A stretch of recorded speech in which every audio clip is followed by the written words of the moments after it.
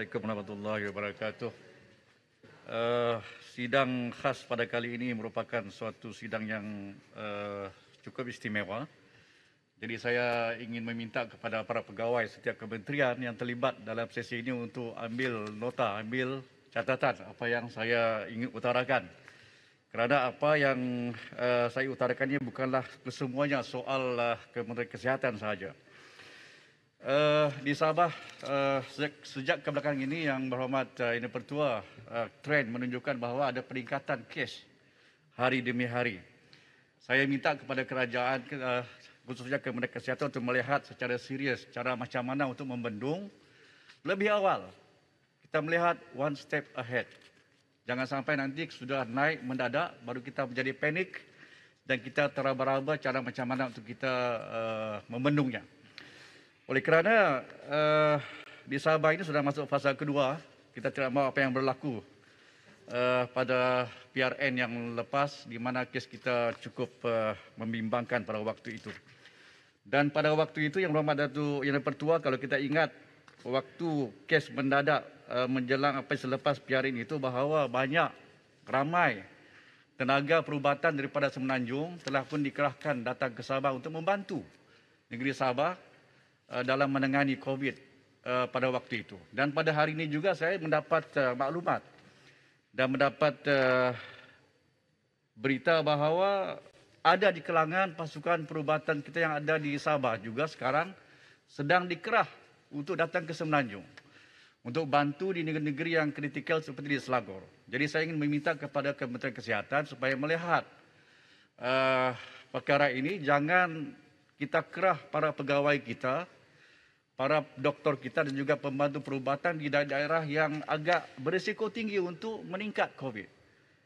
Khususnya di daerah Beaufort umpamanya. Saya diminta untuk menyampaikan poin ini.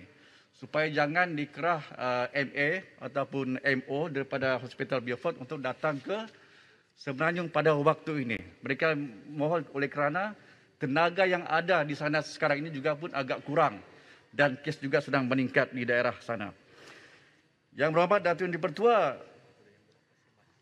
PPV di Sabah ini harus kita tambah secepat mungkin.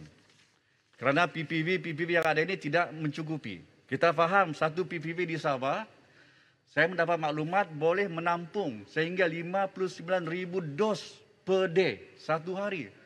Tetapi pada hari ini mereka hanya dapat membuat suntikan itu maksimum pun dalam 30,000 saja. Jadi maknanya keperluan, keupayaan itu masih tinggi yang berhormat Datuk Yang Pertua. Jadi saya mintalah kepada kementerian terlibat dan juga kementerian yang terlibat dengan vaksin ini, kalau boleh bersama-sama dengan KKM, bantu hantar secepat mungkin vaksin ke negeri Sabah. Oleh kerana PPV kita masih berupaya untuk menampung sehingga 59,000 dos per hari. Jadi sayang kalau kita tidak dapat memaksimalkan keupayaan ini. Dan di Sabah ini geografinya sangat luas.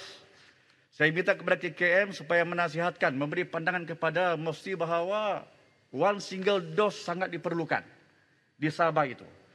Kita tidak mampu untuk membawa keluar setiap rakyat yang berada di pedalaman khususnya kerana mereka mempunyai kepayahan untuk keluar. Liputan internet pun boleh katakan susah. Mereka tidak dapat menggunakan apps MySejahtera secara maksimal.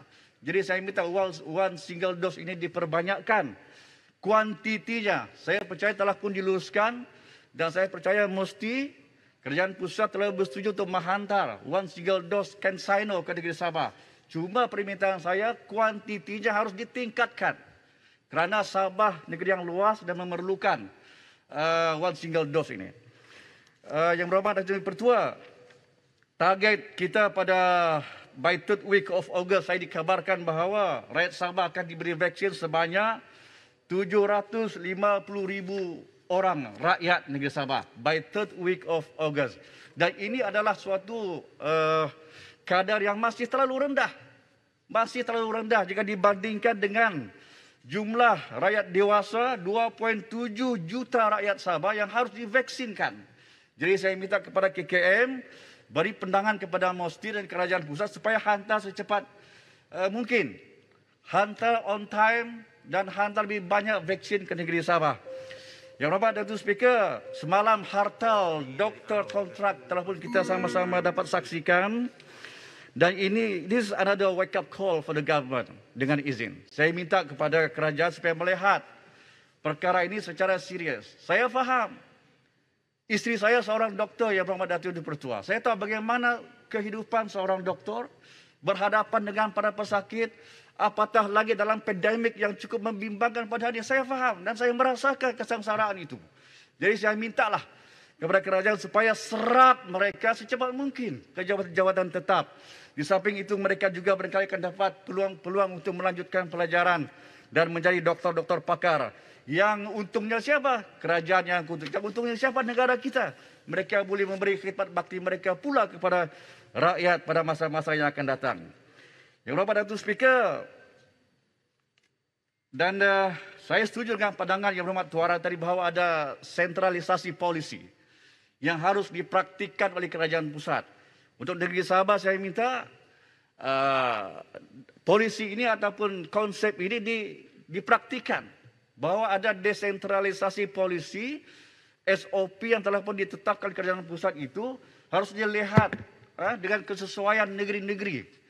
Bahkan daerah-daerah juga. Di Sabah ini negerinya luas, daerahnya banyak. Bukan semua negeri itu boleh kita kuat-kuasakan SOP yang seragam. Tetapi mungkin di Kota Kinabalu lain, di Beaufort lain, di Kudat lain. Tetapi kita sekarang ini hanya sama rata. Jadi saya mintalah kepada kerajaan pusat melalui KKM ini adanya praktikanlah desentralisasi polisi ini. Kerana ini akan dapat memperlihatkan bagaimana kita dapat membantu kerajaan, membantu rakyat kita yang tengah susah pada hari ini. Mereka juga ingin mengembangkan kehidupan yang baru selepas pandemik yang cukup hebat ini. Semalam, pada isterinya lepas, Yang Amat Berhormat Perdana Menteri telah pun bercakap soal pelan pemulihan negara. Saya suka cita saja ingin merujuk kepada perkara yang kelima ataupun yang keempat yang disebutkan oleh beliau, iaitu membenarkan buka aktiviti ekonomi. Ekonomi di Sabah ini cukup bergantung kepada IKS dan juga sektor pelancongan. Kalau kita melihat dua perkara ini dapat kita percepatkan proses vaksinasi untuk mereka yang terlibat dalam dua sektor ini, saya percaya ekonomi negeri Sabah nanti akan dapat dirancangkan semula. Jadi saya minta KKM beri nasihat kepada agensi kerajaan terlibat, Kementerian Pelancongan, kita beri vaksin secepat mungkin kepada sektor-sektor yang tertentu ini supaya mereka dapat memulakan aktiviti ekonomi mereka dengan cepat apabila pandemik kita sudah mula reda nanti, insya-Allah. Jadi saya ingin mengucapkan ribuan terima kasih secara amnya kepada kerajaan kerana dapat memberikan banyak bantuan kepada rakyat pada hari ini. Cuma saya mintalah kepada KKM tolong beri keutamaan dan perhatian serius kepada kesihatan negeri Sabah. Saya faham banyak daerah di Sabah ini masih memerlukan lagi peralatan kemudahan hospital. Sangat. Ini bukan ceramah. Kemudahan hospital yang masih lagi terlalu rendah, Madam Speaker. Ini poin terakhir saya. Ramai lagi nak bahas, Yang Berhormat. Ya. Saya ucap ribuan terima kasih. Saya mohon diberi perhatian. Sekian. Assalamualaikum warahmatullahi wabarakatuh. Yang Berhormat,